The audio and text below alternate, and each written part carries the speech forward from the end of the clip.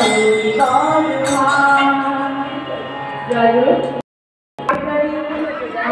ঠাকুরের 41তম শুভ উদ্বোধন, আমাদের এই মন্দিরের শুভ উদ্বোধন দিবস এবং আমাদের শ্রী শ্রী পিতৃদেবের শুভাগমন উৎসব। এই উৎসবে আসতে পেরে খুব ভালো লাগছে এবং নিজেকে ধন্য মনে করছি। এবং যিনারা সবাই মিলে আমরা এই উৎসবের আয়োজন করেছি, যে আমরা যে সবাই মিলে উপস্থিত হয়েছি, প্রত্যেকেই ভাগ্যবান এবং ভাগ্যবতী। ঠাকুর তার সিংহাসনে লিখিত সত্য আনুষ্ঠানিকভাবে বলেছেন, সদ্গুরু শরণাপন্ন হও, সৎকার মরণ করো আর সৎসঙ্গের আশ্রয় গ্রহণ করো। আমি নিশ্চয়ই বলছি, তোমাকে তোমার উন্নয়নের জন্য ভাবতে হবে না। আমরা সবাই চাই সুন্দর থাকতে, ভালো থাকতে, বেঁচে বেড়ে উঠতে। তাহলে ভালো থাকতে গেলে তো ভালো করতে হবে, তাই না?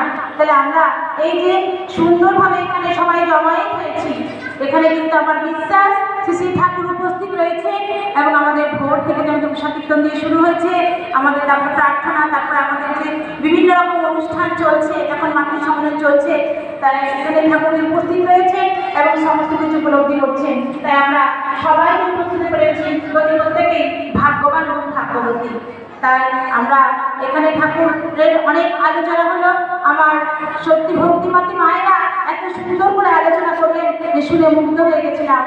খুব ভালো লাগছিল, সুন্দরতম পরিবেশের সৃষ্টি হয়েছে। তো আমাদের অনেক কথা বলা হয়ে গেছে, আমি কয়েকটা ছোট ছোট ঠাকুরের দয়ার কথাগুলো বলছি। আচার্য বলছেন যে ঠাকুরের দয়ার কথা বলতে, তাই আমি ঠাকুরের দয়ার কথা বলার চেষ্টা করছি। প্রথমেই বলি, আমাদের একটু আগে আমার শ্রদ্ধেয় সবিতা মা বলে গেলেন যে উষা নিশায় মন্ত্র সাধন, জলধারায় জপ, যথা সময় ইষ্টবিদেশ, মূর্ত করায় কাপ। তাহলে আমাদের ইষ্টবিদেশটা আমাদের কি আমরা পালন করবো। ইষ্টবিদেশ হচ্ছে আমাদের পূজ্যপাদ আচার্যদেব এবং পূজনীয় অবিন্দা আমাদের ইষ্টবিদেশ দিচ্ছেন ডিপি ওয়ান। ডিপি ওয়ানটা যেন আমরা সমস্ত দাদা মায়েরা সবাই মিলে যেন আমরা করতে পারি। আর পূজনীয় অবিন্দা কি করছে যে আমাদের তার জন্মদিন, আমাদের যে 5 জানুয়ারি 2024 সালে আমাদের সেটাই হবে বেস্ট উপহার, যে আমরা যেন সেটা উপহার দিতে পারি। প্রত্যেকে ডিপি ওয়ানকে যাবো, যারা ইষ্টভীতি করে না তাদেরকে আমাদের যাজন করতে হবে এবং যারা করে তাদের আপডেট করতে হবে। এই যাজন করার পর আমরা যখন দেখবো যে তারা ইষ্টভীতি শুরু করেছে, তারপর তারা ইষ্টভীতি পাঠাচ্ছে 30 দিনের দিন, তখন দেখবেন সে কি আনন্দ, মনে হচ্ছে যেন পরমপিতার চরণে একটা ফুল সমর্পণ করা হলো। এত আনন্দ, এত আনন্দ। তার মানে আমাদের, আর আমরা ডিপিওয়ারকে গিয়ে কি বলবো? আমরা ডিপিওয়ারকে গিয়ে বলবো যে আচার্য আমাদের পাঠিয়েছেন, আপনারা কেমন আছেন, আপনাদের কুশল সংবাদ জানতে। এই যে ডিপিওয়ারকে গিয়ে এই কথাটা বলবো, তখন দেখবেন প্রত্যেকের কিন্তু মুখে একটা হাসি ফুটে বেরোবেই, তার আশীর্বাদ এটা। তাই আমরা ঘরে ঘরে গিয়ে ডিপিওয়ার অবশ্যই করবো এবং তারপর আমরা নাম লিখে, মোবাইল নাম্বার লিখে ল্যান্ডমার্ক দেবো এবং তারপর আমরা সেটা আপডেট করবো। এইভাবে যদি ইষ্টভীতিটা ঠিকঠাকভাবে তারা পাঠায়, ঠাকুর বলছেন দীক্ষা নিলে জানিস মনে ইষ্টভীতি করতেই হয়, ইষ্টভীতি বিহীন দীক্ষা কবুকিরে চেতন নয়। তাহলে ইষ্টভীতি ছাড়া কিন্তু দীক্ষা চেতন হবে না। তাই বলেন হোস না যোগী, হোস না জ্ঞানী, গোসাই গোবিন্দ যায় না হোস, যজন যাজন ইষ্টভীতি না করলে তুই কিছুই নস। তাহলে আমরা সবাই যেন ইষ্টভীতি করি, 30 দিনের দিন পাঠাবো এবং দুজন গুরুভাইকে ভ্রাতৃভোজ্য দিয়ে পারিপার্শ্বিকে যেন কিছু তুলে রেখে তবে আমরা অন্নদান করবো। তবে ইষ্টভীতিটা আমাদের নিখুঁত হবে। ইষ্টভীতি হচ্ছে আমাদের রক্ষা কবচ, আর ইষ্টভীতি হচ্ছে আমাদের মহান যজ্ঞ। আসুন আমরা প্রত্যেকেই ডিপিওয়ারকে যাবো। আর একটু আগে মায়েরা বললেন, আমার সবিতা রায়মাও বললেন যে ঘরে ঘরে ঠাকুর সাজানো আছে কিনা আমরা দেখবো। আমরা গিয়ে দেখছি বিভিন্ন জায়গাতে বিভিন্ন মূর্তি সাজানো, ঠাকুরকে এক কোণে রেখেছেন। তখন কিন্তু আমাদের খুব খারাপ লাগছে, মনে রাগ হচ্ছে, কষ্ট হচ্ছে। কিন্তু পূজনীয় অবিন্দা বলছে আমাদের রাগলে চলবে না, আমাদের ঠান্ডা মাথায় সেখানে গিয়ে বোঝাতে হবে যে মা আমরা ঠাকুরকে একটু কাপড় পেতে বা সুন্দরভাবে তো রাখতে পারি। এবার যেখানে দেখবো ঠাকুর সাজানো নেই, আমরা বাড়ি থেকে কাপড় দিয়ে যাবো এবং শ্রী ঠাকুর, শ্রী বড়মা, শ্রী বড়দা আর শ্রী আচার্যদের এই 4টে ছবি আমরা নিয়ে যাবো এবং চক্রবর্তী নিয়ে যাবো এবং যার যেখানে প্রয়োজন, যেখানে সুন্দর জায়গা রয়েছে আলাদাভাবে আমরা নিজে ঠাকুরের আসনটা সাজিয়ে দেবো। ঠাকুর বলছেন আচরণই আপনি ধর্ম, অন্যের শেখাও। এই যে আমাদের আচার্যদের আচরণ করে সব দেখাচ্ছেন, তাই আমরা জানতে পারছি, শিখতে পারছি। সেরকম আমরা ওনারা লীলা করে দেখাচ্ছেন। তাহলে আমরা বাড়ি বাড়ি দেবো, এবং তবে দেখবেন ঠাকুর সাজানো থাকলে একটা ভাব আসে, তবে আমাদের ইষ্টবিধি করাটা ঠিকঠাক হবে, এবং তখন দেখবেন আমাদের কি আনন্দ। আর সব থেকে বড় কথা যে আমরা আচার্যদের মুখে হাসি ফোটাতে পারবো। তাই তো ঠাকুর বলছেন যে আমাদের ইষ্টশাস্ত্র প্রতিষ্ঠান এই জীবনের কর্ম, আর যজনটা ইষ্টবিধি এই জীবনের ধর্ম। আর আমাদের বড় পৌরাণিকা কি বলছেন যে এক গুরু ভাই গেছেন, সেখানে গিয়ে বলছেন যে মাকে প্রণাম করছেন, তখন মা বলছেন যে তোমরা কি একটু শান্তি দিতে পারো না আমার ছেলেটাকে, সে দিন রাত অক্লান্ত পরিশ্রম করছে, সে ঘুমোচ্ছে না, মাত্র 2 ঘন্টা ঘুমোয়, তার ডিউটিটা তোমরা তাড়াতাড়ি সেরে ফেলো। তাহলে দেখুন আমাদের পূজনীয় অবিন্দা এতটা কষ্ট করছেন কার জন্য? উনি আমার ভালো থাকার জন্য, আমরা যেন সুস্থ থাকি, আনন্দে থাকি। আর ঠাকুর বলছেন অপরের মঙ্গল কামনায় নিজ মঙ্গলের প্রস্তুতি। তাহলে আমি নিজে ভালো আছি, অথচ আমার পারিপার্শ্বিক ভালো নেই, তাহলে কি আমরা ভালো থাকতে পারবো? আমার মেয়ে আমার ছেলে তো সেই পারিপার্শ্বিকের সাথে মিশবে, তাহলে আমাদের তো পারিপার্শ্বিক, তাই ঠাকুর বলছে যে ওরাই তো তোর বাঁচার পুঁজি, তাহলে যা ছুটে যা ওদের বাঁচা, ওরাই তো তোর বাঁচার পুঁজি। তাহলে আমরা যেন তাদের সুখে উঠে দাঁড়াই, তাদেরকে যদি যাদের করে আমরা ইষ্ট পথে নিয়ে আসতে পারি, তারা যদি ঠিকঠাক ইষ্টবিধি করে, তবে কিন্তু আমরা ভালো থাকতে পারবো, আনন্দে থাকতে পারবো। এই প্রসঙ্গে আমার একটা ঘটনা মনে পড়লো, ঠাকুরের দয়ার কথা। আমাদের সেই ত্রিপুরার যিনি দাদা রয়েছেন, সেই দাদা আমাদের কালকে বক্তব্য রেখেছিলেন। সেই দাদা আমাদের নিজের লিখনীতে লিখেছিলেন, ডক্টর রাজেশ চন্দ্র দাস, যে তার জীবনের একটা ঘটনা, ঠাকুরের দয়ার কথা আমি বলছি। উনি লিখেছিলেন যে উনি আচার্যের কাছে গেছেন, গিয়ে তখন আচার্যের কাছে গিয়ে বলছেন বিয়ের কিছুদিন পরে যে দাদা আমরা করবো, ডিভোর্স করে দেবো, তাই আমি আমার আশীর্বাদ নিতে এসেছি। তখন আচার্য বললেন যে শুধু কি বউয়ের দোষ দিতে হয়, আমাদের নিজেদেরকেও সুন্দর হয়ে চলতে হয়, নিজেদেরও থাকতে হয়। বউকে সময় দিবি? বলছেন আমি কি করে সময় দেবো, আমি তো দিনটা চিকিৎসা করে আমার সময়, আর সেটা 10টা পেশেন্ট দেখি।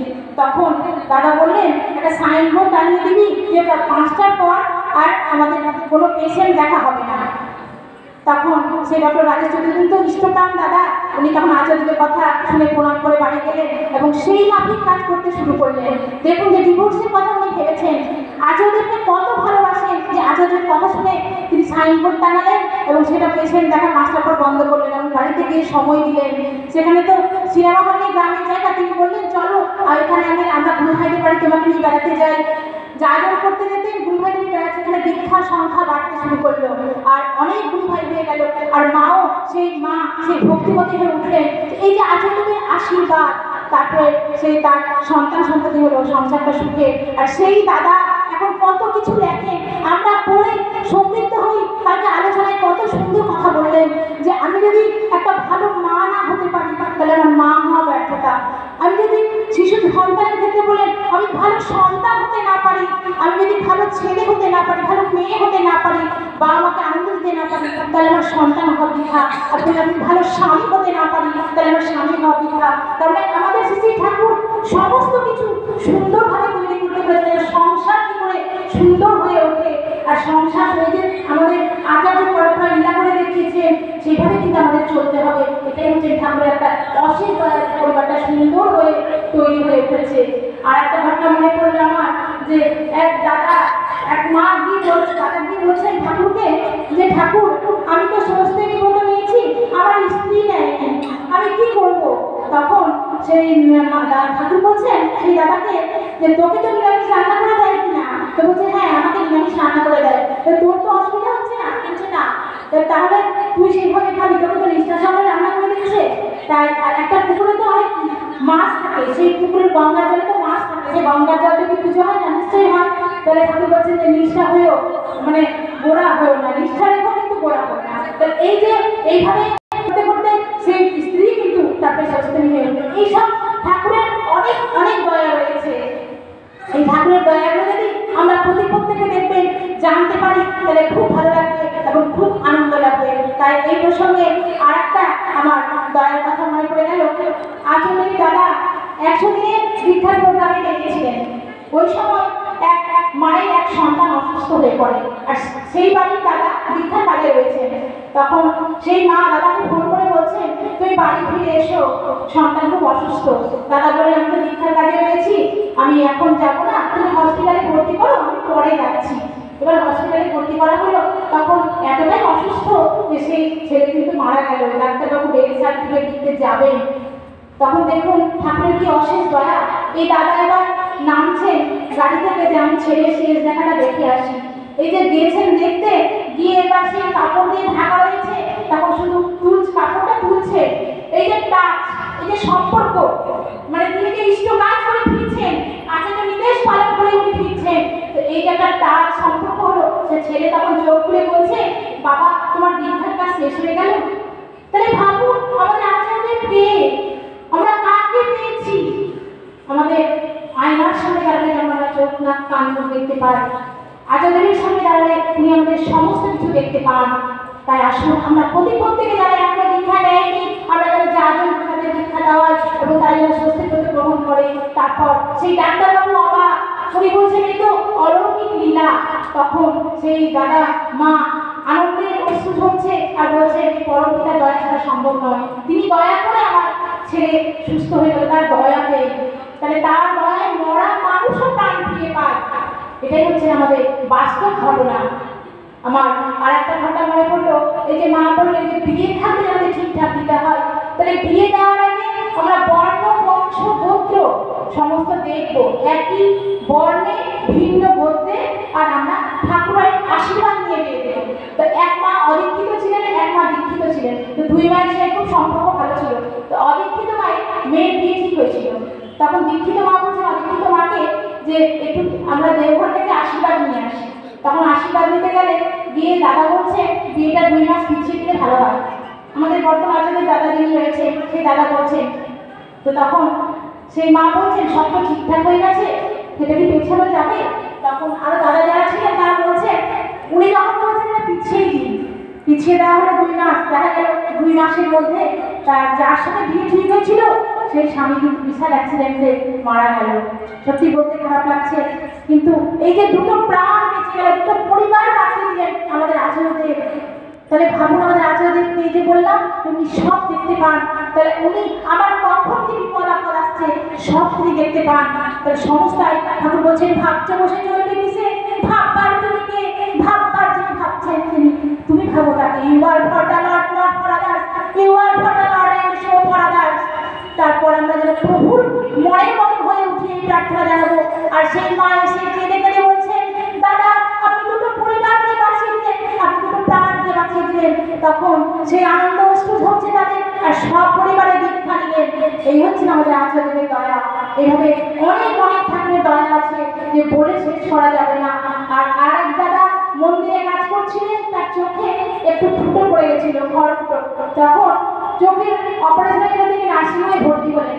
এবার তার বাবা মা প্রতিদিন তাকে দেখতে আসে নার্সিংহোমে, তখন একবার করে ভিজিটিং আওয়ার্সে দেখতে আসে। তার সিস্টার নার্স বলছে যে আপনাদের বারবার কেন দেখতে আসেন আপনারা? তো বলছে না আমি শুধু ভিজিটিং আওয়ার্সেই দেখতে আসি, একবার করেই আসি। তো তার হাতে ওই সেই বাবা মার হাতে ঠাকুরের পাসপোর্ট ছবি ছিল, বড় মাছ সেই বড়টা, হঠাৎ হাত থেকে ছবিটা বসতে পড়ে গেল। তখন ছবিটা তুলে প্রণাম করছে, প্রণাম করে নিয়ে তখন বলছেন দেখি দেখি হাতে কি, তখন হাতটা দেখাচ্ছে, বলছেন এই তো ইনারাই তো প্রতিদিন দেখতে আসেন আর আপনার ছেলের মাথায় হাত বুলিয়ে দিয়ে চলে যান। দেখুন মানে আমাদের স্বয়ং ঠাকুর বড় মা শ্রী বড়টা আসেন, শ্রী দাদা আসেন, এসে তার ছেলে অসুস্থ ছেলের মাথায় হাত বুলিয়ে দিয়ে চলে যান। আর আমরা দাদা বন্ধ করে রাখি, হাত বুলিয়ে দিয়ে চলে যান আর কোনো রেসপন্স করেন না। আমরা বারবার বলি বারবার আসছেন কেন? তাহলে ভাবুন আমাদের কারো কিছু বলে আমরা কি, আমাদের কোনো চিন্তা নেই, আমরা ঠাকুর আমাদের জন্য ভাবেন যে আমি কি করে সুস্থ হবো, তিনি এসে আমাদের মাথায় হাত বুলিয়ে দেন। তাহলে আমরা কাকে পেয়েছি? তিনি ভগবান, তিনি রাম, তিনি কৃষ্ণ, তিনি রামকৃষ্ণ, তিনি শ্রী ঠাকুর অনুকূলচন্দ্র। তারপর সেই ছেলে যখন কোমায় চলে গেছিল, সুস্থ হয়ে বাড়ি ফিরলো, বলছে যা তোর বাবা মাকে ডাকছেন। শ্রী দাদা তখন ছিলেন, তখন সেই মাকে এসে বলছে হ্যাঁ গো তোমরা আমায় ডাকলে কেন? আমি তো ভালোই ছিলাম, আমি ওখানে তো সবজি কাটছিলাম, আমি আনন্দবাজারে সেই ঝাড়ঝাড়া দিচ্ছিলাম, আমি তো দাদার কাছে ছিলাম। সেই মা কেঁদে কেঁদে বলছে তাই তুই এত সুন্দর ছিলি। বলছে তাহলে যে বাবা মার ছেলে অসুস্থ কোমায় চলে গেছে, সেই ছেলে আনন্দবাজারে গিয়ে কাজ করছে। তাহলে আমরা কাকে পেয়েছি, কার দয়ায় আমরা এই মন্দিরে আছি? আজ আমাদের শ্রদ্ধেয় মদনদা নেই, তার কথা খুব মনে পড়ছে। এই দিনটাতে উনি সবসময় থাকতেন এবং সবাইকে নিয়ে যে সুন্দর করে অর্ঘ কালেকশন করে এত আনন্দ করতেন যে কি বলবো মানে করে ভাবা যায় না। এবং তার অনুপস্থিতিতে তার ছেলেরা এবং আমার বৌদিগুলি এই উৎসবটাকে টেনে নিয়ে চলেছে। তা আসুন আমরা সবাই যেন এইভাবে প্রতি বছর 12ই ফেব্রুয়ারি 30শে ভাদ্র আমাদের 25 আমাদের আম উৎসব 30শে জ্যৈষ্ঠ আমরা সবাই আসবো। আর আমরা দেওঘরে যাবো মাঝে মধ্যেই। আর আমাদের যে কোনো কাজ করতে গেলে আমরা আচার্য নির্দেশ পালন করবো। তাই ঠাকুর বলেছে আচার্য নির্দেশ পালন করো, চিরাভুক্ত না হয়ে অমৃত অমৃত অনুচর্যায়। এই হচ্ছে একমাত্র পথ যাতে তুমি অমৃত সম্পত্তিতে কৃতিদীপ্ত হয়ে উঠতে পারো। সবচেয়ে ইষ্ট কাজে ন্যস্ত হয়ে থাকে যারা, কৃতিদীপ্ত হৃদয় তাদের, সন্ন্যাসিত আসল তারা। আসুন আমরা প্রত্যেকে যেন পরপিতার ইষ্ট নির্দেশ পালন করতে পারি, আমি নিজেও যেন করতে পারি। এবং আমরা যখন জানি বড়বার শ্রী ঠাকুরের শ্রী বর্তার শ্রী আচার্য মনের মতো হয়ে উঠবে। আর আমরা এটাই প্রার্থনা প্রতিদিন করবো, হে পরপিতা তোমার মনের মতো ঘর সংসার যেন তৈরি করে দিতে পারি এবং ছেলে মেয়ে পারিপার্শ্বিককে সবাইকে যেন তোমার মনের মতো আমরা হয়ে উঠি। এই থাকবে আমাদের প্রার্থনা। আর বিশেষ কিছু বলছি না, প্রত্যেকের মঙ্গল প্রার্থনা করে এখানে শেষ করলাম। জয় গুরু বন্দে পুরুষোত্তম। জয় গুরু। খুব সুন্দর করে আমার এখানে সব বিস্তারে সুন্দর করে মাতৃ সন্ধানে করলেন। এরপরে কীর্তন দিয়ে আমরা মাতৃ সন্ধান শেষ করবো। আমাদের সকলের প্রিয়া সকলের পরিচিত আমাদের কীর্তন পরিবেশন করবে আমার শ্রদ্ধেয়া শ্রীমতা সুখা ঘোষণাকে আমি অনুরোধ করছি কীর্তনের জন্য। জয় সবাই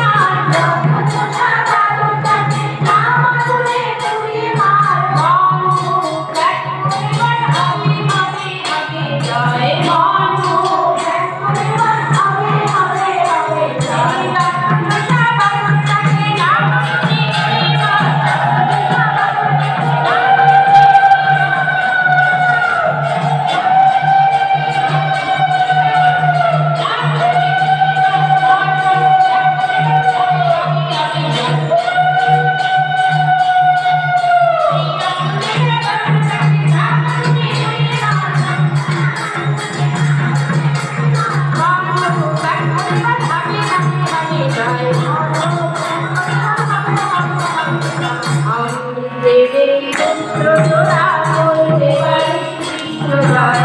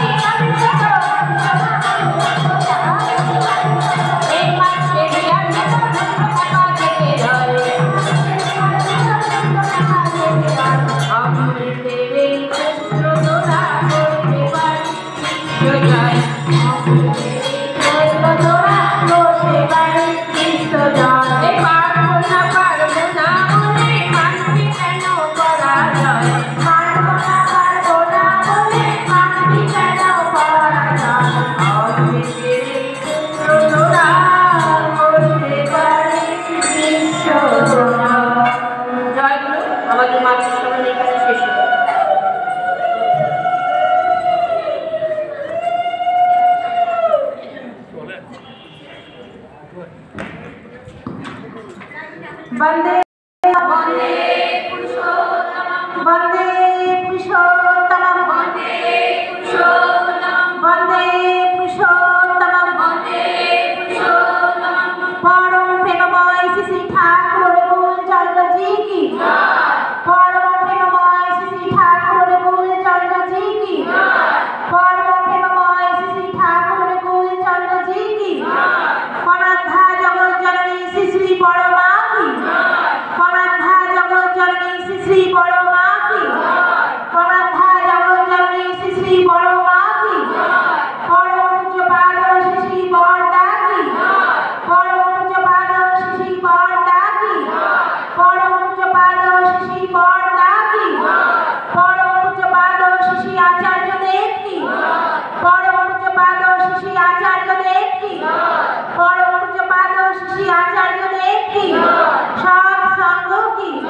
सात संघों की सात संघों की मातृ सम्मेलन की मातृ सम्मेलन की मातृ सम्मेलन की वंदे पुरुषोत्तमं वंदे आर्य पितृ वंदे मातृवर्गं वंदे अहं कृष्टि दैवतं वंदे पुरुषोत्तमं परम प्रेममय श्री ठाकुर रघुकुल चंद्र जी की জয় গুরু সবাইকে আমাদের বাপ্তি সমান এখানেই শেষ হলো জয় গুরু।